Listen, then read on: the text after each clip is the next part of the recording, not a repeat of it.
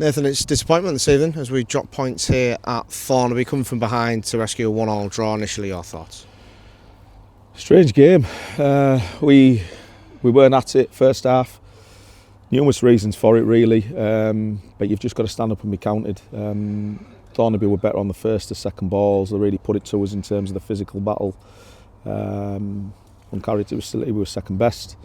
The goal, from our point of view, was an absolute travesty just in terms of starting positions and organisation, and that gives Thornaby something to not to hang on to, but it just gives them that little bit of freedom that they're a goal up and they can relax a little bit. But we weren't good enough in the first half. Second half, obviously, we had words in the changing room, and we started like an house on fire. And we maintained that for the 50 minutes that we played.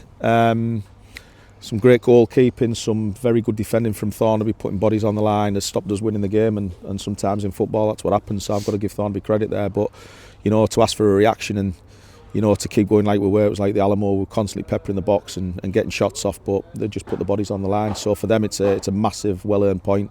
I think they'll be grateful for that, but for us, it's a couple of points drop, but in the context of it, we haven't lost the game, and I think that's a big psychological thing for us.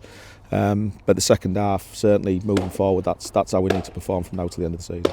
Nathan, it does give a little bit of a G up to reiterate this title race isn't over. There's a long way to go, and you've got to take every game as it comes, haven't you? Yeah, listen, the title race has never been over. It's not something that we'll talk about. We take one game at a time, and that's the way we'll move forward with it. We've got Crook on Saturday. Anybody can beat anybody in the league, we know. At any given time, you've got to be on your mettle every week, and tonight's proof of that. So, like you say, it's that little wake-up call again. If lads are thinking, we've got a great chance, especially after the West allotment thing. Yes, we maybe do, but you've got to see the job through. And tonight, again, I give Thornaby a lot of credit, but we do need to be better. Spoken about Thornaby throwing the bodies on the line to stop the Gisborne Town scoring, but Tolu put his on the line to make sure we did equalise and had to come off injured late in the game. Yeah, it's what the big man does. He's a menace, isn't he? It's one of those. I didn't think we were going to score tonight, in all honesty. The amount of times we were getting good areas, and we were hitting the keeper on every occasion.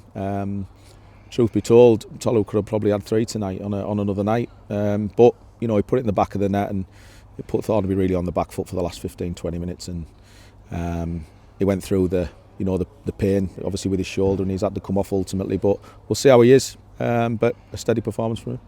Nathan, our final home league game of the season is this Saturday. We'll host Crook. What's your thoughts going into that game?